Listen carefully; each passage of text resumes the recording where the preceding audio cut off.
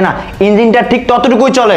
আর তুমি কিনা কি করলা, আমার ভালোবাসা ফেলে অন্যজনের কাছে চলে গেলে। আরে আমার বাবা মা আমাকে বারবার করে বারণ করেছিল যে তোমার মতো মেয়েকে বিয়ে না করতে, কিন্তু আমি তাদের কথা না শুনে আমি তোমাকে বিয়ে করেছি। আরে আমি তোমাকে কেন বিয়ে করেছি? আমি তোমাকে ভালোবাসি, আমি তোমাকে বিশ্বাস করি, অন্ধের মতো বিশ্বাস করি, সেই জন্যই তো আমি তোমাকে বিয়ে করেছি, তাই না? তুমি হয়তো বা ভুলে গেছো যে তুমি কোথায় ছিলে। আরে তুমি ছিলে তোমার গরিব বাবার ঘরে, যেখানে ঠিকমতো খেতে পারতে না, ঠিকমতো পড়তে পারতে না।